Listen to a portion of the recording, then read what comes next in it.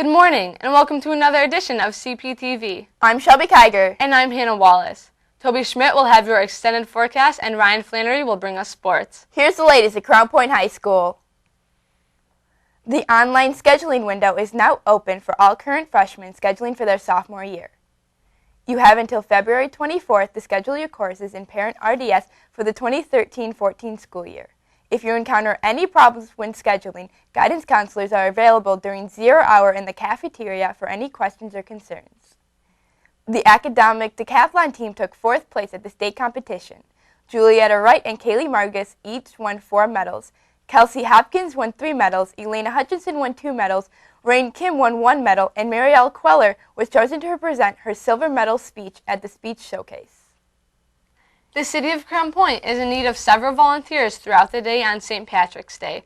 Students looking for community service hours should contact Diana Bossy at dbossy@crownpoint.in.gov or Jenny Burgess at jburgess@crownpoint.in.gov. We have been really lucky with mild temps and a little snowfall during what is typically known as the coldest months of winter, and it looks like that trend is going to continue over the next few days. Right, Toby? You're right, Hannah. Welcome to the CPTV Weather Center. I'm Toby Schmidt, and here's your forecast. As Hannah said, it has been another mild winter, and if you look ahead at the next few days, it's going to be more of the same. We'll start off tomorrow with cloudy skies and temps around 30 degrees.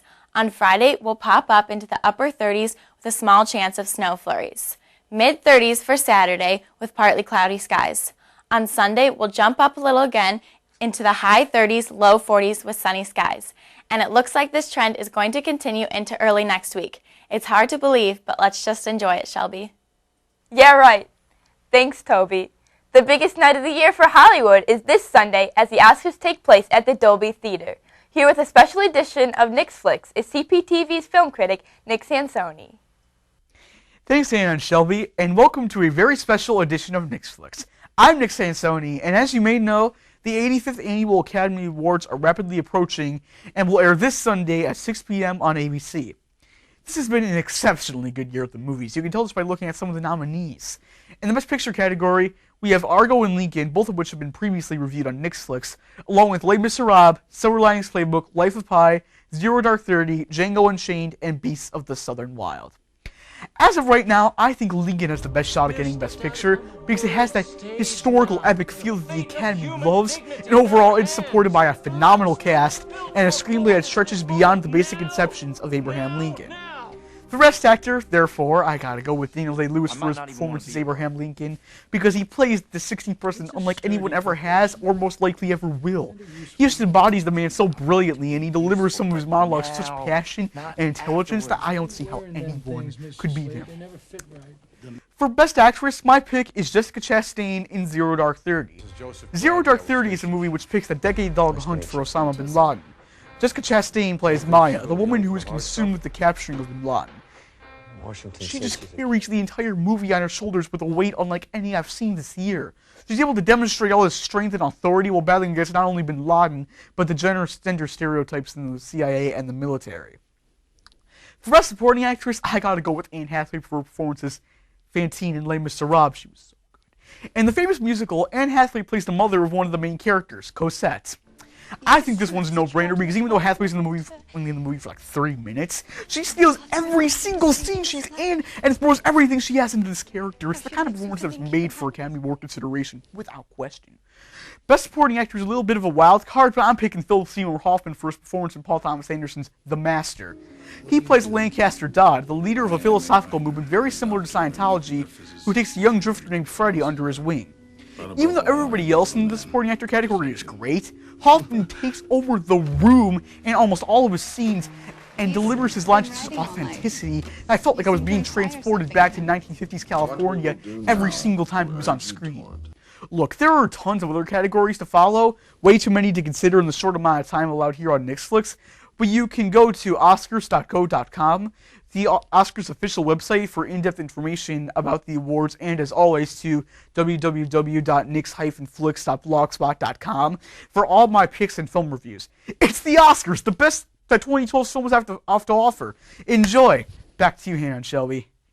This weekend, the boys basketball sectional draw took place as the wrestling team sent 4 individuals to the state finals and the boys swimming team hosted sectionals. Here's Ryan Flannery with Bulldog Sports. Thanks, guys. The boys swimming team knew they had a tough opponent to beat against the Munster Seahorses, who have won the sectional for 27 consecutive years. After the first night events, the Dogs had a 314-304 lead over Munster, but that's when the Seahorses' depth and skill took over. Crown Point's 200 medley relay team with Johnny Link, Andrew Kovachkov, Joe Gintzler, and Nick Holes won first place and a trip to state with a time of 1 minute and 36 seconds. Well, today we started off pretty good. We won the medley relay. People are stepping up big time, moving up places, beating out other people. Later on in the meet, we have a good first start. In the second half, we have to keep doing what we're doing right now, is keep moving places and swimming hard. The Dogs came in second place, behind Munster with a score of 412 to Munster's 431. Also on Saturday, the wrestling team had 4 wrestlers competing at state, with Josh Fuqua, Dusty Scherg, Matt Langman, and Trevor Burleson.